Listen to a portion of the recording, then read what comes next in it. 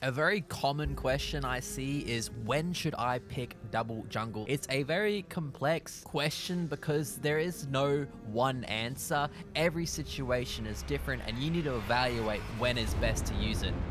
In this game, everyone's hovering their champions, and then I noticed that my jungler is asking to play the top lane. What this tells me is that he's probably not on roll. So he's an off-roll jungle up against Briar, which isn't a very common jungler, so I doubt he has any experience versing it. So what I'm thinking is if I pick double jungle in this situation, I can allow my off-roll jungle to AFK farm while I deal with the Briar, and hopefully this is enough to secure us the LP, because we're only a couple of games away from Challenger at this point. We're sitting at 581 LP Grandmaster.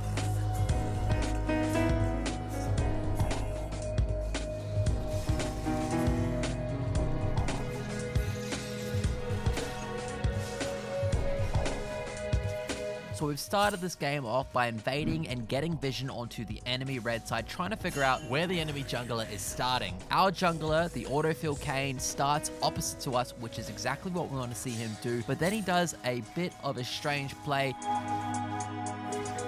He decided instead of taking his red buff, he is going to invade enemy territory and attempt to steal the blue buff. He very easily could have just taken his red and done a full clear, which was our game plan, but he goes into the enemy blue side and he finds himself in a very sticky situation because the enemy Briar has already started and cleared out the blue. He then ends up handing over the first blood. Now he's in a very, very bad position. He's so far behind, he's only got one camp, and the enemy Briar is going to be at least 2 camps ahead of him. While I'm busy killing the scuttle, the enemy Briar ganks our mid lane.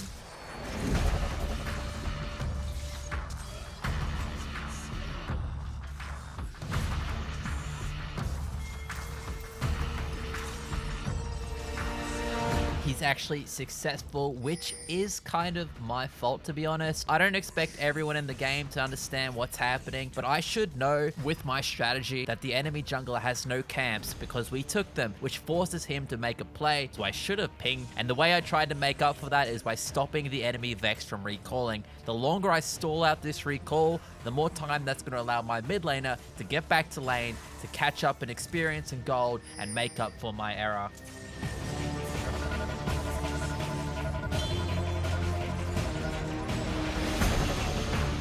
So far, the enemy team has been doing a relatively good job at stopping our invades. They killed the Kayn, they killed me there. We still profited. It's a 1-for-1, but while the enemy Briar's dead, our jungle is catching back up.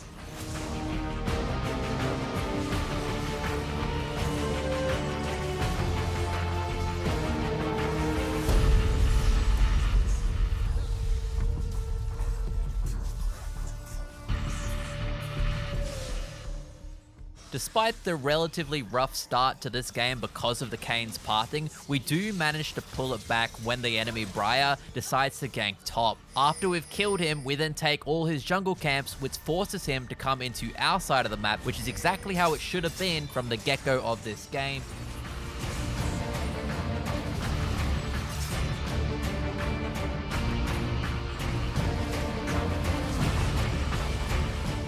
He then gets killed and punished, and this further extends our lead. For the next few minutes, the game state stays relatively stable in our favor, and we end up collecting a lot of the objectives.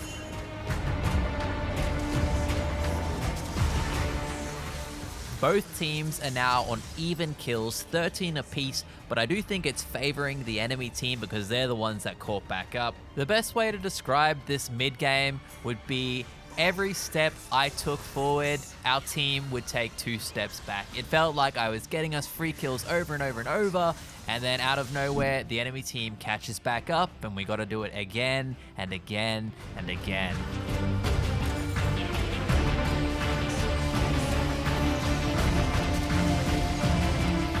A big problem that we were facing is that the Yone had a lot of our gold and he kept splitting, so I was trying to make this work for us. I know he's going to get stacked in the side lane, so I'm pushing our team towards the Baron, but he mistimes his split push. He ends up dying before we even make it to the Baron. We literally didn't get there yet. We just arrived. He's died, and then he blames the team for his own fault, and he then uses that example as an excuse to push for the rest of this game, and it creates a lot of problems. Sylas was also splitting in the top lane and getting caught constantly, and this opens up a Baron play for the enemy team.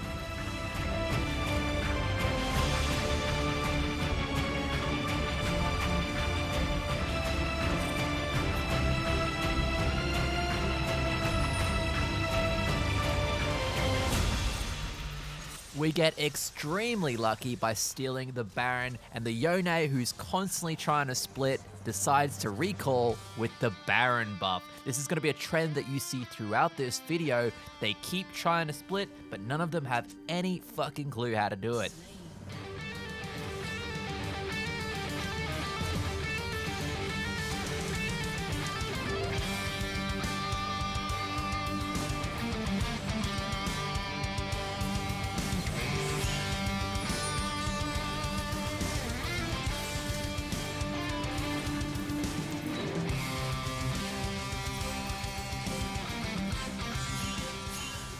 At this point in the game, I've realized that the entire team is not competent. The only one I can kind of rely on is the Jhin.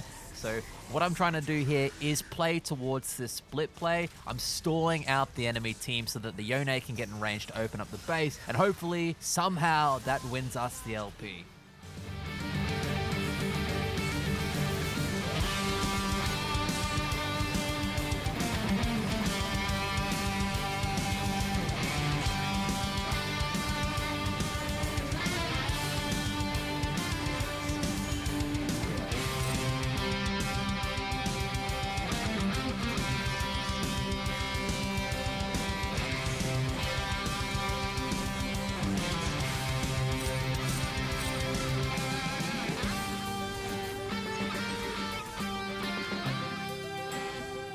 I'm hoping that you can see exactly what I mean by one step forward, two steps back. The Sylas is randomly dying every single chance he gets. The Yone cannot handle a single split. He dies every single time. And the jungler, well, the jungler, you're about to see exactly what he's all about.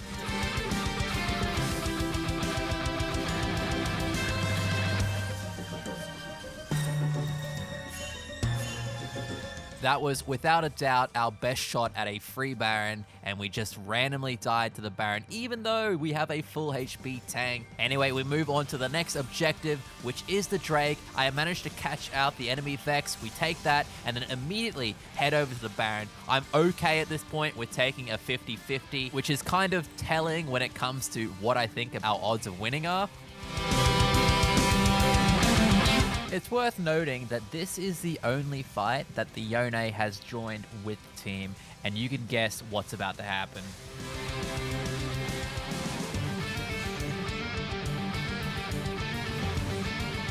After securing the Baron, our team resets, and we're going to try and set up a 1-3-1. This is what our team's been doing the entire time. The only thing Jhin and I needed to do was stay further back and allow our two side lanes to go forward and get in position, but he was playing far too aggressive, and this means that the enemy team can engage onto us. But it's not all bad because we are quite tanky, which means we take a very long time to die. If you look at the map, you can see Kane's pushing the top wave. He's got Baron. He's level 17. He can take that tower. No, he wants to get the red buff. This leaves the top tower open when he easily could have taken it. He has the Baron buff. It's just not great, man. In the next scene, you can see that the top tower is almost dead just from the minions that were attacking it. Once again, I know that this Yone is going to get stacked, so I'm trying to block the Vladimir from getting towards him. This Vlad is absolutely massive, so if I can stall him out, this allows us to hopefully get this tower. Maybe something can happen from there.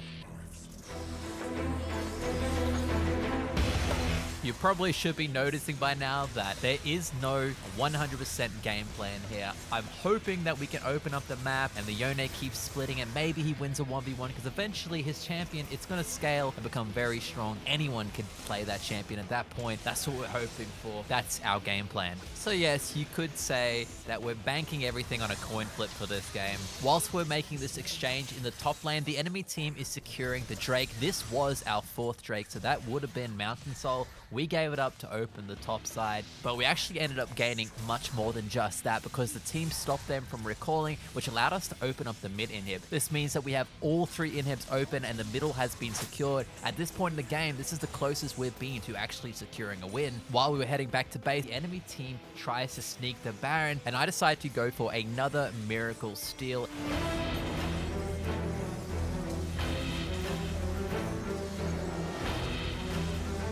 Fortunately, we do secure that Baron once again, but there are a lot of casualties on the way out. Only 2 of us survive with the buff, and then as we regroup, I see the Vex pathing towards the red buff, and I catch him off guard, assuming we can pick him, but that doesn't end up happening. The Vex turns it around, all-ins onto our jungler, and he doesn't manage to get his ultimate off in time, immediately dying. This allows them to engage onto our team, and we have to give up the first inhibitor of our base. I spent a lot of time this game base tanking abilities for our Jhin. For those of you who haven't played in a very long time, a lot of these skill shots that the enemy team is throwing, the Vex and the Briar, they're long range ults that go across the map, and if they land the skill shot on you, they can chase their ult very much like a Nocturne ult, but it has to land.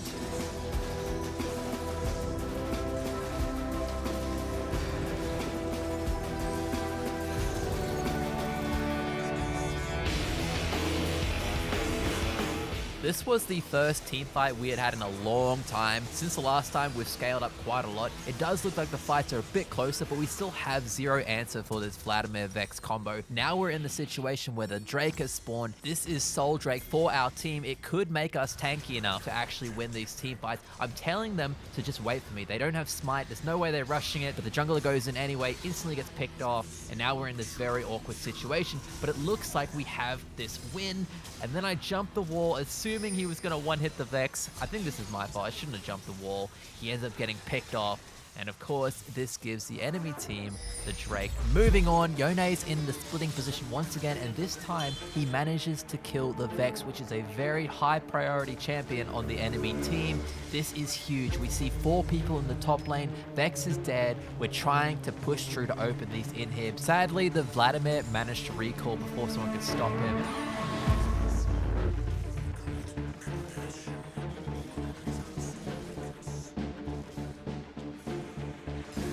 Our team is fighting with the enemy. We've got our fingers crossed, hoping it goes in our favor, but it actually doesn't. They end up slowly killing off our team members one by one. So what I do is rotate back to the inhibitor. I know they're getting the Baron. There's no way I can stop it. The Ezreal is just far too slippery. Maybe I can miracle steal it for the 3rd time if I'm lucky, but this is a guarantee objective.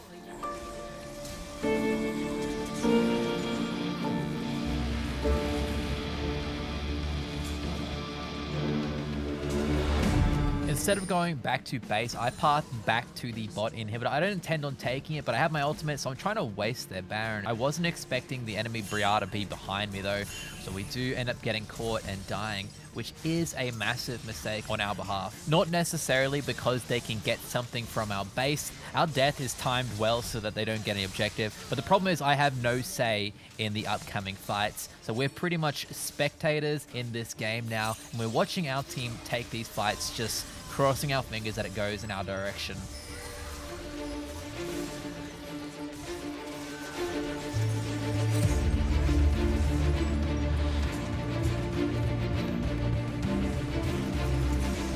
Which of course it doesn't. We end up acing, and now they have Baron buff on a couple of their members, including this very fed Vladimir, which I thought I could quickly clear this wave and run, but not the case. He all-ins me quite easily. Was not expecting this damage. I am quite tanky, just not tanky enough. I die for absolutely no reason. I should have let this tower die. It's a mistake by me. That's no problem because our savior, the Yone, is coming in hot.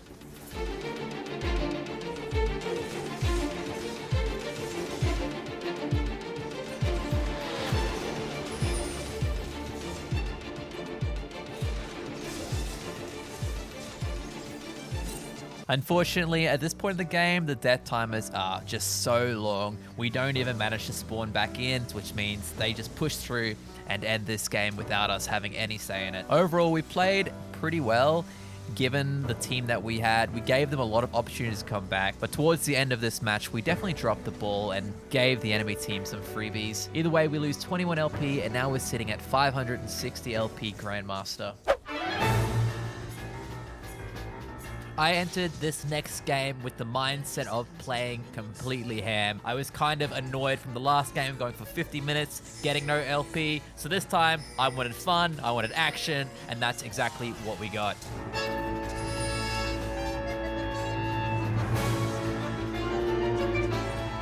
Jugglers always do this thing at level 1 where they tunnel vision on the main buff, the red or the blue. And if they had just used their brains, they should know that killing the raptors gives you a very, very easy level 2. Then they can go from there to taking the red buff quite easily. I was trying to leash this to the Graves, but he responded a bit too slow, which means they took a lot of the little minions, so we didn't actually get the full level 2.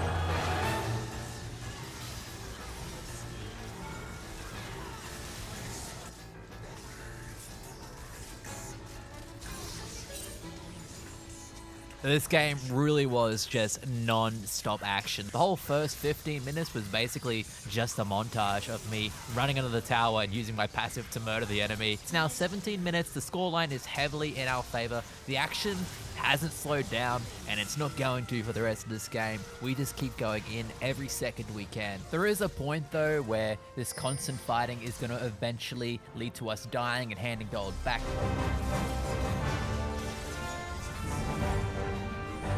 I decided the best way to win is actually going to be through split pushing. You can look at the build path that I've gone. I've gone for wave clear. We're so far ahead that if I can draw the enemy to the bot lane, which I definitely can because I can 1v1 the Kayle, that means that they can get the Baron for free.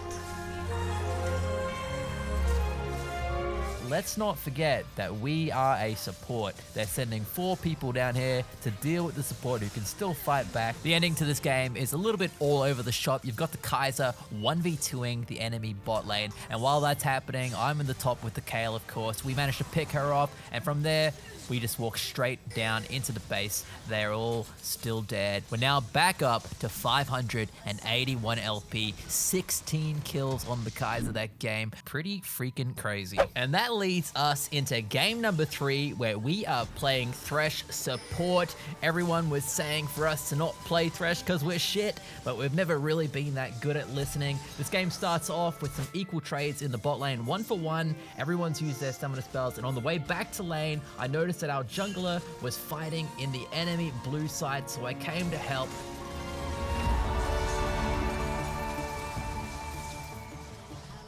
It doesn't really go the way we wanted it to. Draven ends up picking up 2 kills. Then on the way back to lane again, I knew that the enemy jungler would be trying to take our red buff. I pushed him off of it, and I don't think that he liked that we did that, because he then came straight back to bot lane, and this started the bot lane party that everyone wanted to be invited to. Throughout this game, they just stacked the living crap out of our lane.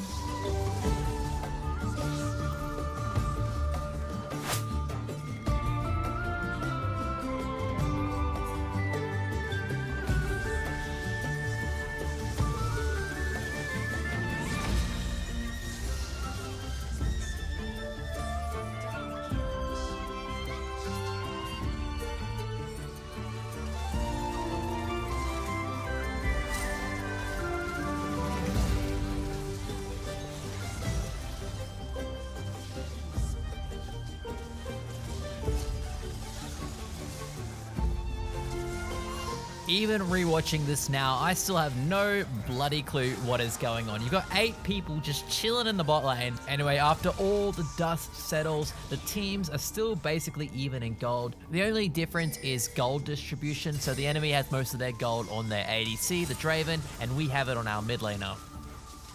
The enemy team has come bot to finish this tower, and I know that the Graves isn't in range for my lantern. I'm trying to do a double fake out. So there's this thing that Threshers do where they drop their W to try and push you away from the tower. I want them to think that I'm doing that, and it definitely worked because they full engage onto us in the perfect time, because both of our Fed team members show up to clean up yet another kill onto the Leona. Fast forwarding 6 minutes into the future, the scoreline is now 18-15 in our team's favor. We're still playing as aggressive as we can.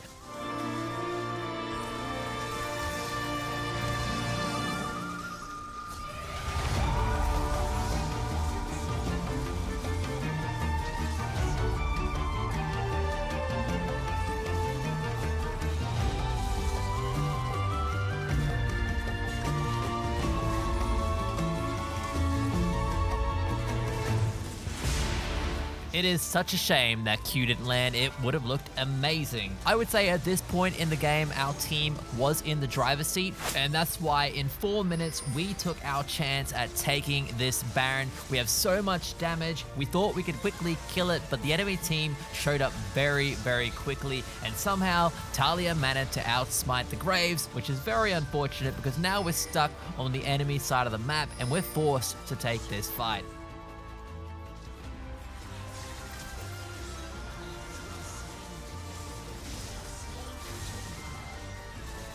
I'd say given the situation that we were in, we made the best out of what we had, but unfortunately the other 2 players on their team still have the Baron buff, and this includes Jax in the bot lane, which ended up opening the inhibitor, and then out of nowhere, while the Vlad was clearing the super minions, Talia did a really nice engage with her ult. This cut off the Vladimir, instantly killing him, and we tried to help, but by the time we got there, he was dead. They completely ran us down, and once again, minus 20 more LP. This leads us into game number 4, where we're playing Sion support with Smolder ADC.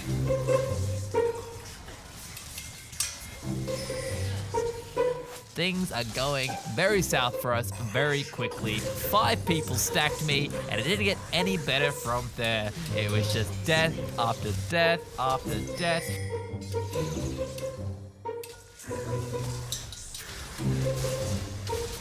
It's fair to say that the enemy team completely squashed ours. There's really not too much to show. As soon as the clock hit 15 minutes, we were out of there. Another 20 LP gone down the drain. Unfortunately for us, game number 5 kind of didn't go our way either. Immediately, the game starts off with the Shaco invading our Fiddlesticks and pushing him out. I do return a kill onto the Shaco, but for the most part, we had no lane pressure. The Ashe Sion combo into Draven Milios went heavily in the enemy favor. No matter what we did, even when we took a fight that seemed to be quite good, it would just go in the enemy's favor.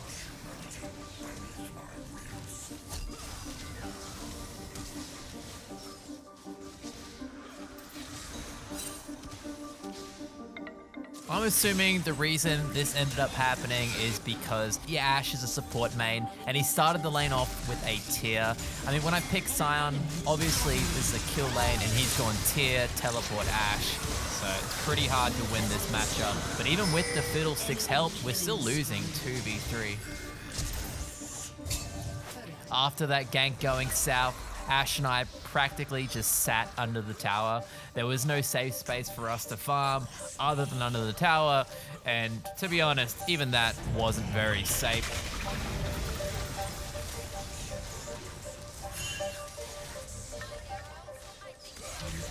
Eventually, the enemy team found themselves in a position where they can go for the Baron, and we had to blindly contest it. This was our moment to come back.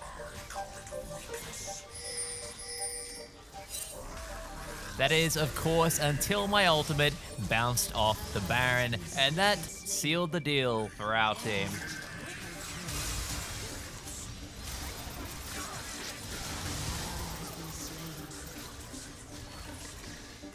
There was only one thing left for us to do, and that is to surrender. Another minus 20 LP. We're on a downswing. Y'all ain't on this level, bitches, Tilterella. Y'all can never beat them like an acapella.